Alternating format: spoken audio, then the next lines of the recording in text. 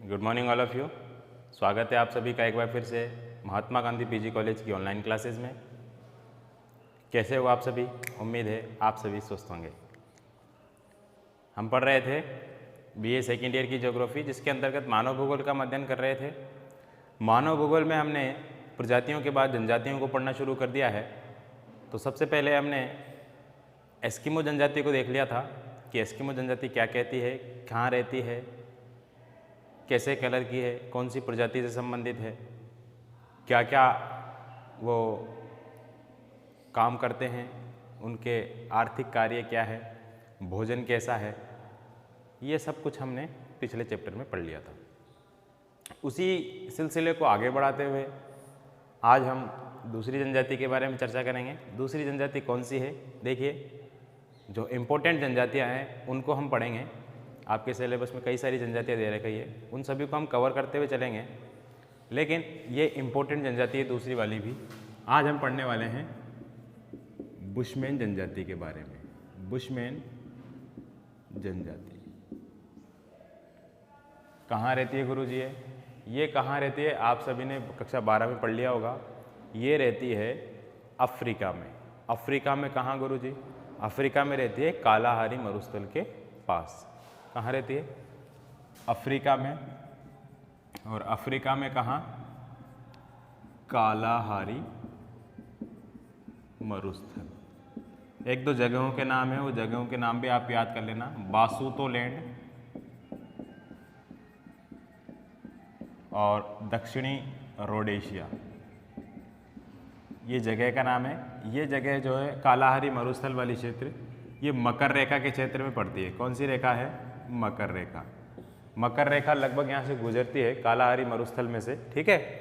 तो ये लगभग आप समझ लीजिए 24 डिग्री दक्षिणी अक्षांश से 30 डिग्री दक्षिणी अक्षांश के आसपास ये जनजाति पाई जाती है, ठीक है।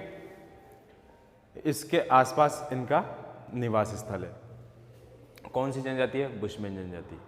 अब देखिए, ये जनजाति यहाँ तो रहती है, किस प्रजाति से संबंधित है? वो कौन सी प्रजाति से थी? एस्किमो मंगोलाइड से। ये किस प्रजाति से संबंधित है? नीग्रो प्रजाति से। ध्यान रखना, कौन सी प्रजाति से संबंधित है? नीग्रो प्रजाति से। और यहाँ पे दो और जनजाति पाई जाती है, जिसका नाम है बाटू और हॉटेनटॉट। क्या नाम है?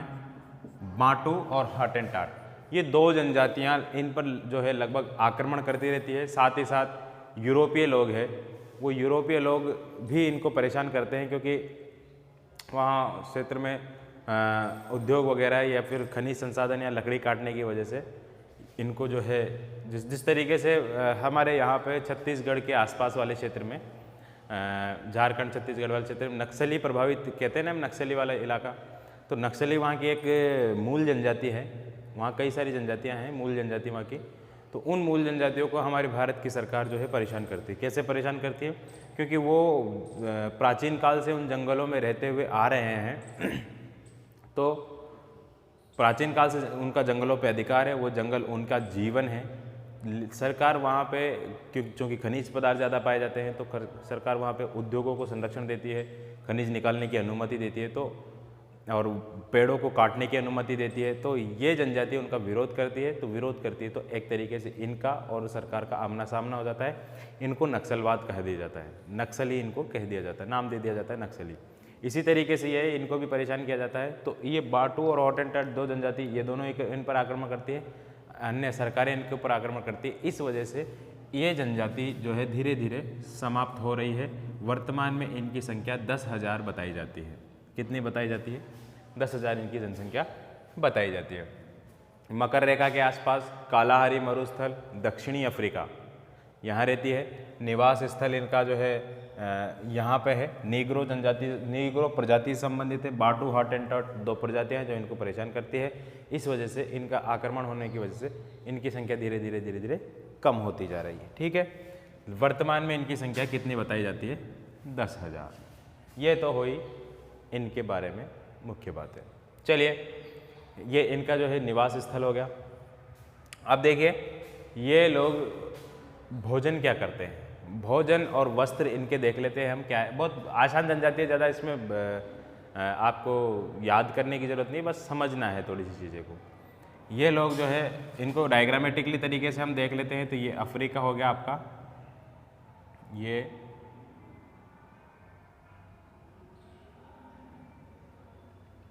ये आपका कौन सा महाद्वीप है? ये अफ्रीका महाद्वीप है, ठीक है। ये अफ्रीका महाद्वीप में यहाँ रहती है, ये यहाँ है कालाहारी मरुस्थल, ठीक है। यहाँ इनका निवास है। कौन सी है? ये कालाहारी और जनजाति बुशमैन। ध्यान रखिए और भी जनजातियाँ आएगी इसमें। पिग्मी जनजाति को हम पढ़ेंगे, पिग्मी। मसाई जनजाति को हम पढ़ेंगे, वो यहीं पाई जाती है, उनको हम आगे पढ़ेंगे अगले चैप्टर में। लेकिन अभी ये ध्यान रखिए कि बुशमैन जनजाति यहाँ पे पाई जाती है। चलिए होगी बात इतनी। भोजन और वस्त्र देख रहे थे हम। देखिए इनका भोजन बहुत ही गंदा होता है, सुगला जिसको बोलते हैं, गंदा भोजन करते हैं। गंदा भोजन बोले तो ये जो है इनका फेवरेट भोजन क्या है? दीमक और चींटियाँ, चींटियों के अंडे, ये इनका फेवरेट भोजन है। लेकिन ये लोग अच्छे शिकारी होते हैं, अच्छे शिकारी, प्रवीण शिकारी जिसको बोलते हैं। ये शिकार को कई तरीके से परेशान करके मार देते हैं उसको। 4-5 विधियाँ होती है शिकार करने की, जिनमें से एक शिकार तो वैसे ही उस पर घात लगा के हमला करते हैं, जिस तरीके से शेर हमला करता है ना किसी जानवर के ऊपर, देखा होगा आपने कई वीडियोज़ में। तो शेर एक तरीके से बैठा रहता है चुपचाप, जैसे ही जानवर उसके करीब आता है, करीब आता जाता है, तो एकदम से फिर अपना जो बहुत बढ़िया मौका देख करके वो उसके ऊपर अटैक कर देता है। इस तरीके से एक तो अटैक करते हैं, छुपे रहते हैं। दूसरा क्या करते हैं? जानवरों को दौड़ा दौड़ा कर उनके पीछे पीछे लगे रहते हैं, दौड़ा कर उनको भाले के माध्यम से ये ख़त्म कर देते हैं। तीसरा तरीका क्या है?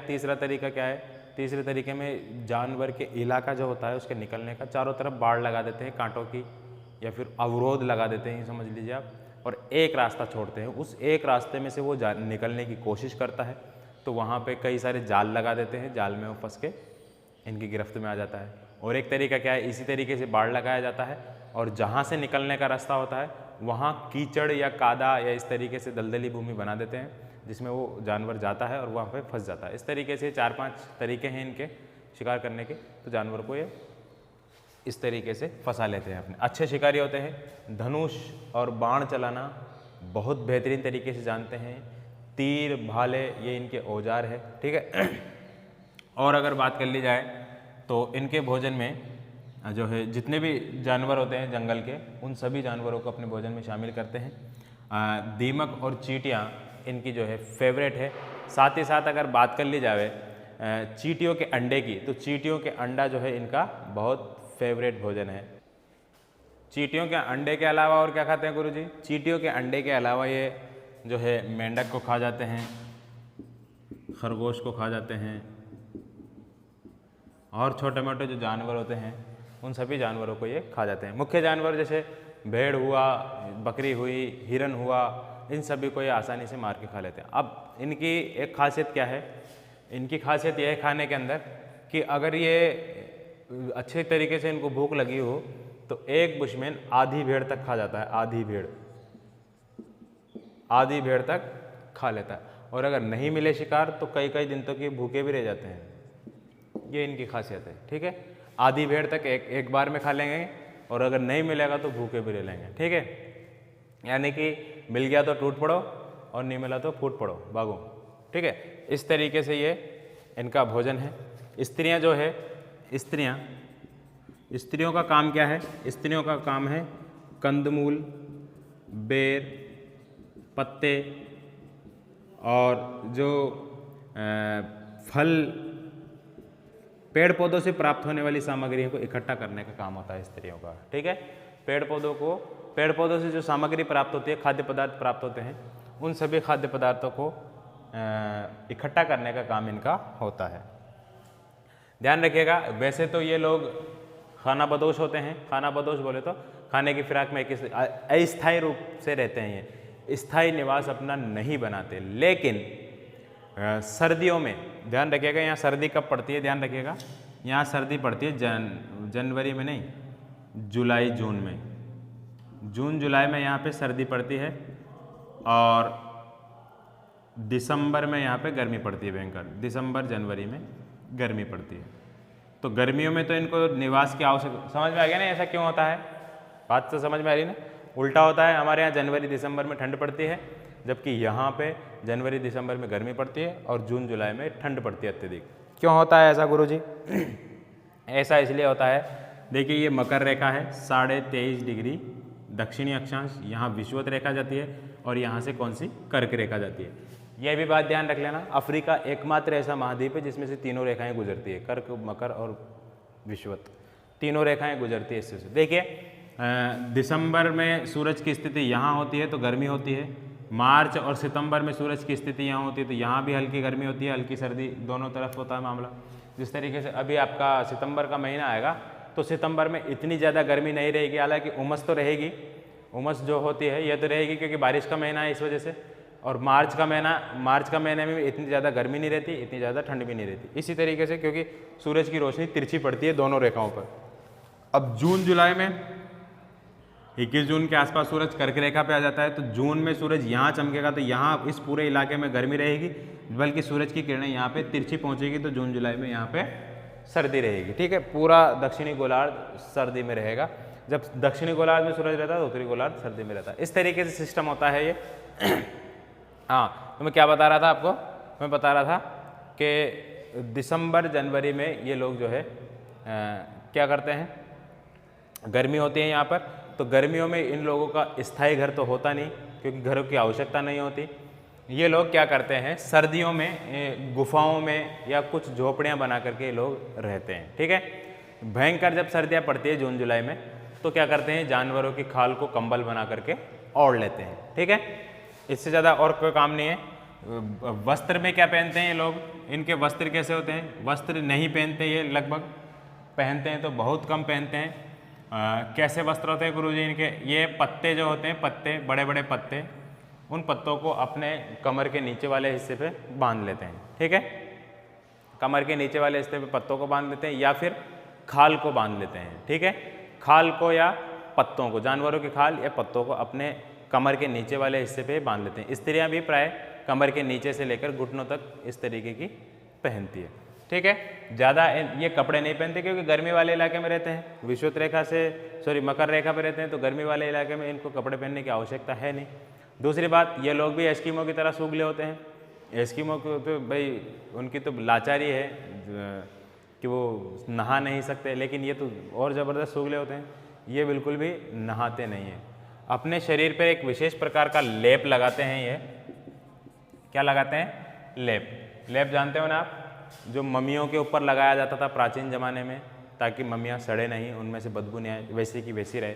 इसी तरीके का एक लेप लगाते हैं। उस लेप में क्या होता है देखिए, उस लेप में एक तो होता है चर्बी, जानते हो जानवरों की चर्बी, और उसमें लाल और पीली मिट्टी, चर्बी प्लस लाल पीली मिट्टी का अच्छी तरीके से पेस्ट बना करके और अपने शरीर पे चारों तरफ मल लेते हैं। ठीक है, अपने शरीर पे चारों तरफ मल लेते हैं, जिसके कारण ये सर्दी, गर्मी, बारिश 3 महीने होते हैं, 3 ऋतुएं होती हैं यहाँ पे, तो तीनों कंडीशनों में ये अपने आप को सुरक्षित महसूस करते हैं। तीनों तरीके के मौसम से ये उस लेप के माध्यम से बचे रहते हैं। साथ ही साथ वो लेप इनको जहरीले जानवरों के प्रकोप से भी बचा, जहरीला जानवर अगर इनको काट लेता है तो वो लेप की वजह से ये सुरक्षित रहते हैं। ठीक है, नहाते नहीं हैं, स्नान नहीं करते। ये इनके संबंध में कुछ इम्पोर्टेंट बातें थी, इन बातों को आप नोट आउट कर लीजिएगा। ठीक है, इसके बाद हम आपको बताएंगे इनकी जो सामाजिक प्रथाएं हैं उनके बारे में। सामाजिक प्रथाओं में क्या क्या होता है वो देखेंगे अभी हम। सामाजिक प्रथाओं के अंतर्गत अगर बात कर ली जाए तो ये लोग सभी जनजातियां, ध्यान रखना, जितनी भी जनजातियां आएगी वो सभी जनजातियों का एक सामाजिक व्यवस्था तो लगभग सिमिलर रहेगी कि ये सभी लोग जो है भूत प्रेत, जादू टोना, इनमें विश्वास करते हैं। जितनी भी जनजातियां आएगी लगभग, चाहे भारत की पढ़ लें हम, चाहे विश्व की पढ़ लें, ये भूत प्रेत, जादू टोना में विश्वास रखते हैं। इनके परिवार का जो सबसे बड़ा सदस्य होता है वो इनका मुखिया माना जाता है वैसे, और बलशाली जो सबसे ज़्यादा, जो कह सकते हैं उसको कि योद्धा जो होता है उस योद्धा का अलग ही स्थान होता है, ठीक है। और साथ ही साथ बात कर ले इनके सर्दी वाले घरों की, जो गर्मी में तो हमने देख लिया अस्थायी रूप से रहते हैं। सर्दी में क्या करते हैं, ये कुछ स्थायी रूप से झोपड़ियाँ बना लेते हैं, गुफा बना लेते हैं। तो एक शब्द याद रखना है इसमें, वर्फ।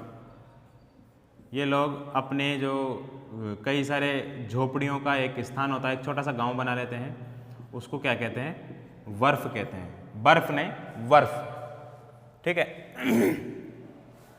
तो ये इनके संबंध में कुछ विशेष बातें थी, ज़्यादा बातें इनके बारे में नहीं। अच्छा, इनके औजार वगैरह की बात कर लेते हैं। तो चाकू, छुरियाँ,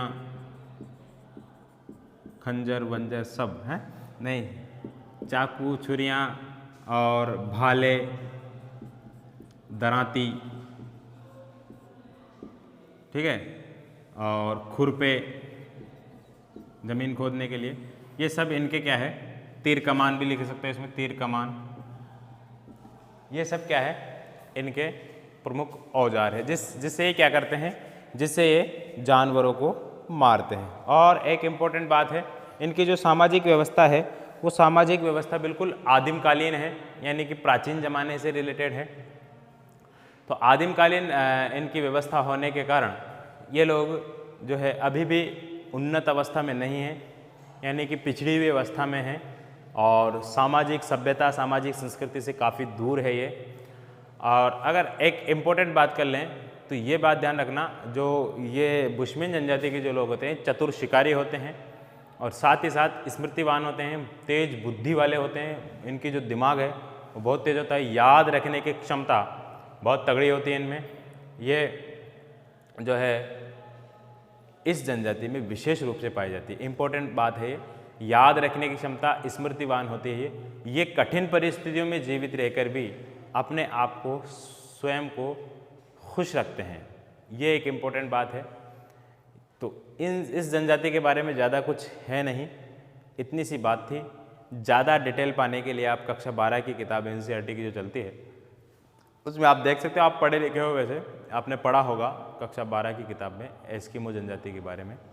आप डायग्राम के माध्यम से इसको बना लेना चित्र, आपके जो नोट्स आप बना रहे हो उसमें डायग्राम ज़रूर बनाना। सभी जनजातियों को मैं डायग्राम बताऊंगा आपको, सभी जनजातियों की लोकेशन बताऊंगा आपको, और जिस जनजाति में आपन को घर बनाने की ज़रूरत पड़ेगी कि उसका घर किस डिज़ाइन का होता है, किस तरीके का होता है, वो घर भी हम बनाने की कोशिश करेंगे, उसको भी आप याद रखिएगा। इस जनजाति में ज़्यादा कुछ है नहीं, आपने कक्षा 12 में भी इसको पढ़ लिया होगा। और अगर कुछ ज़्यादा 2-4 बातें मुझसे छूट गई हो तो आप कक्षा 12 की किताब में देख लेना, ठीक है। ज़्यादा इंपॉर्टेंट इसमें बात नहीं है। आज के वीडियो में फिर सिर्फ इतना ही, मिलेंगे अगले वीडियो में। जब तक के लिए नमस्कार।